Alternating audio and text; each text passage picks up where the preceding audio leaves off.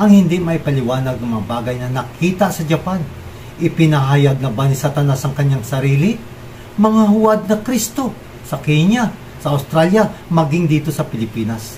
Ang tinatawag ba nilang ama ay nasa langit? O ang ama ng kasinungalingan, ang Diablo? Ang lumalabas na balita tungkol kay Teddy J na ito'y isang gay, ito ba ay totoo o paratang lamang? Maligayang bagong taon sa inyong lahat, mga mahal kong kaibigan. Naway magkaroon kayong lahat ng masaganang bagong taon. Sa muli, maraming salamat sa inyong pagsuporta sa ministeryong ito. Mangyari po bang paki-like, paki-subscribe ang channel nito at paki-share po sa lahat ang napapanahong mensaheng ito. Kaibigan, ito ang prophetikong babala na dapat ninyong malaman.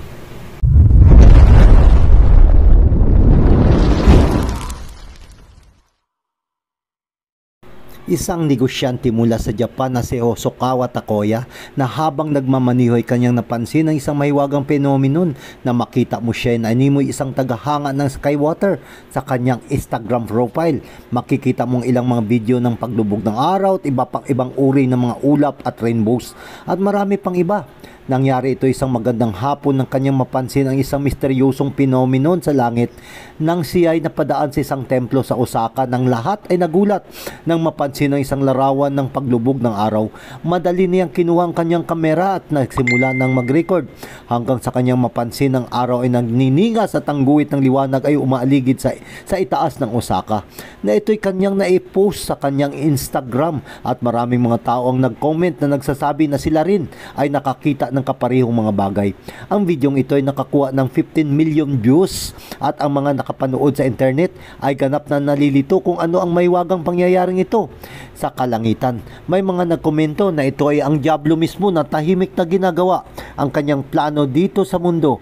May mga nagsasabi rin na ito ang hinihintay na Antikristo na hinulaan ng Biblia na tahimik na papasok sa mundo upang gagawa ng kaguluhan. Sa kabilang banda naman ng katotohanan, kaibigan, si Jesus ay babalik sa pamamagitan ng constellation ng Orion ayon sa tala ng aklat ng Spirit of Prophecy na CET pahina 111 talatang 2. Isang maitim at mabigat na ulap ang dumating at sila ay nagbabanggaan sa isa't isa at ang kapaligiran ay nagkahiwalay at gumulong at tayo ay tumingala sa bukas na kalawakan ng Orion kung saan ay nanggagaling ang tinig ng Diyos at ang banal na syudad ay bababa mula sa bukas na kalawakan. Narito ang constellation ng Orion kung paano ay magkapareho ang pagkapwesto sa mga muebles ng santuario. Ang Regal Star ay ang posisyon ng Brazen Altar. Ang nebula ay siya namang ang laver o hugasan. Ang alnitak ay ang candlestick, ang alnilam ay ang altar ng insenso, at ang mintaka ay ang tibol ng showbread, at ang Betelgeuse ay ang posisyon ng Ark of Covenant. Ipinahayag ng ikalawang pagdating ni Jesus ay sa pamamagitan ng constellation ng Orion, at ang banal na syudad ay sa pamamagitan ng bukas na espasyo. Mga bulaang propeta. Narito ang viral videos ng isang huwad ng mga propeta sa Afrika kung saan siya ay nagpapahayag na ang Biblia ay nagdadala ng mga pagdurusa sa Afrika. Na di umano'y ang mga tao ay kailangang mapalaya mula sa sumpa. Ang Biblia ay isang scam. Ang mga kabanata at ang mga talata nito ay walang kapangyarihan. The Bible is a scam. It's because of the Bible. That is why Africa, we are suffering. Nous souffrons. Africa have to be free. L'Afrique doit être libre. I'm banning this your stupid Bible. Yes. God is alive. Dieu est vivant. But it's not the God of Bible. God of the Bible is a scam. Ito ay nakakagulat na mga bagay kung saan maraming mga tao ang naniniwala na ang Biblia ay nagdudulot ng pagkabahabahagi at pagdurusa. Huwad na Kristo.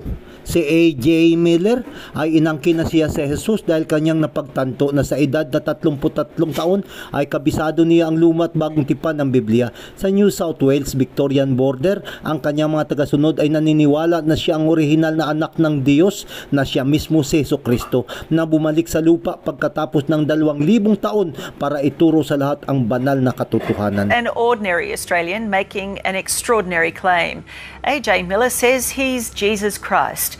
We first found him spruiking his message in Australia, but now this self-proclaimed Son of God has taken his mission to the world. He claims he's Jesus Christ, back from the dead, to spread a message he calls the divine truth. And remember that it has been prophesied in the Bible and other places that I was going to do this, that I was going to return. Itinuturo niya na ang homosexuality ay kalooban ng Diyos at maaari silang magpakasal ng tama. If the right is given to one person from God's perspective, it should be given to all people. So if heterosexual people are allowed to marry, then homosexual people should be allowed to marry from God's perspective. Sila ay nagpapahayag ng kakaibang mga doktrina na hindi ayon sa Biblia. Sabi pa niya na kung si Jesus ay may panukala nito, inilagay niya ang kanyang mga biktima sa isang malaking emosyonal na kapinsalaan.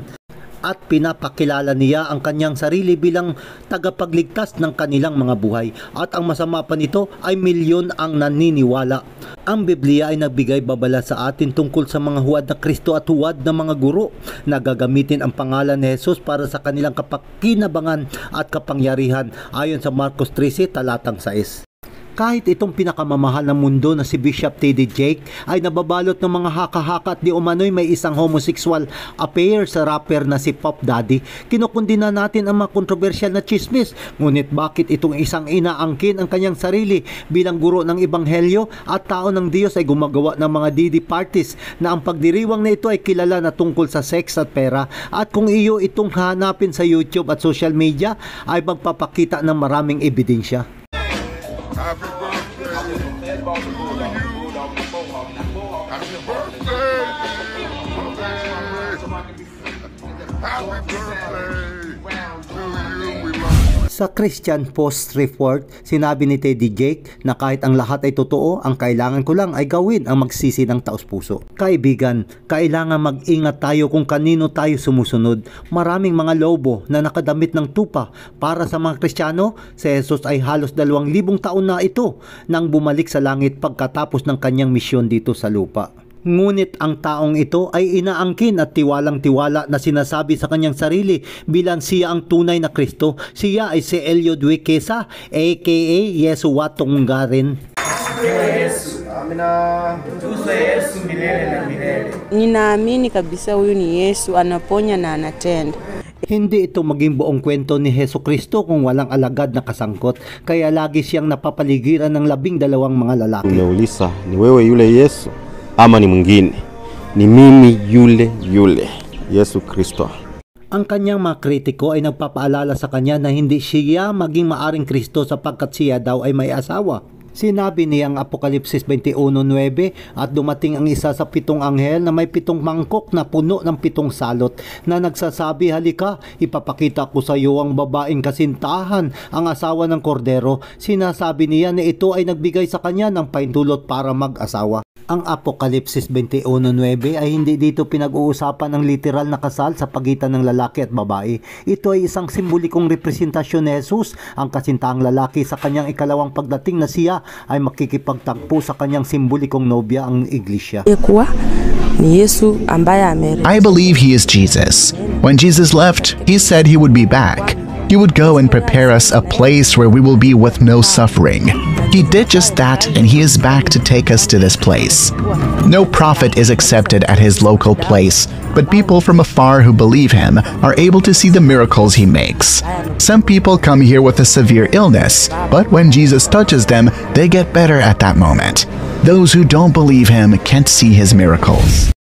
Ang pinakaligtas na landas ay ang sundin si Jesus at pag-aralan natin ang Biblia. Ang napakabuti ay ilagay ang ating mga tiwala sa Diyos kaysa mga tao. Tayo, ang kasintahan ni Jesus, atin siyang dinadakila sapagkat si Jesus ang ating pinakamalaking kayamanan.